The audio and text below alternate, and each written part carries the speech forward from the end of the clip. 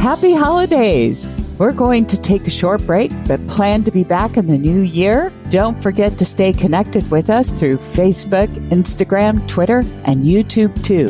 In the meantime, enjoy our season's best.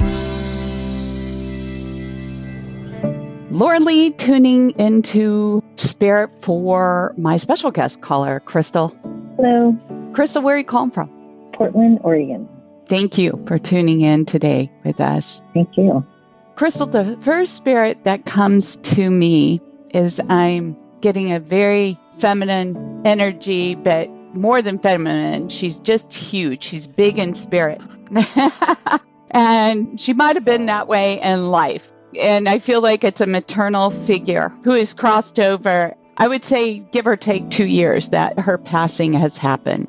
Does this make sense? It could be my adopted mother. Okay, that's kind of what I'm thinking here. She tells me you weren't around when she crossed. Does this make sense? Yes. Okay, then it is her. And she says she feels partly to blame that you weren't there. Like she takes responsibility in it. And she says a lot of that might have contributed to some harsh words that were expressed from her mouth that mothers and daughters shouldn't say to one another. Mm-hmm. That makes sense. And to her, this really saddened her, your departure and your distance at that time. It wasn't even emotional. It was also physical distance. Is that true? Yes. Like you moved very far away. Kind of, yes. Mm-hmm. Too far for her because she always wanted you close. And what transpired was the furthest what she wanted. And she wants you to know that no matter what you believe, she never accepted you as just an adopted daughter. She saw you as a daughter and she loved you and she never forgave herself. And there's another sibling and she says that she wants you to go to that place where her ashes are spread. Okay. So that there's some sort of closure, even more closure for her. Okay. And Crystal, I get that you were named after somebody very close and dear to her heart. Yes. And she says also that name meant something to her at a deeper level, something about healing within herself when she chose to adopt you.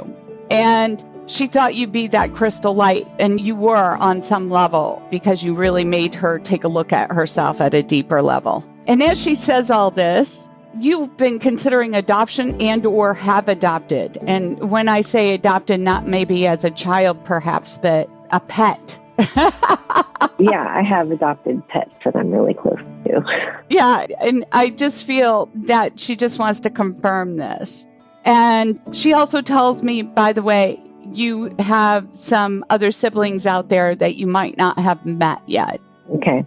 Right? I don't know, but that's something that came up before where she wants me to find him. Mm-hmm. She does. And the other thing, too, do you work in counseling of some sort, Crystal? I used to teach meditation. Mm-hmm. Well, you know, she talks about you not being there during her transition, but I see you there with other people during transitions, like you're helping somebody else cross over. Yeah, I used to do hospice and visual volunteering before the pandemic. Oh, God bless. Okay, well then that's just a confirmation from her about the message. So you understand that it's not just dust in the wind. It's real from her heart.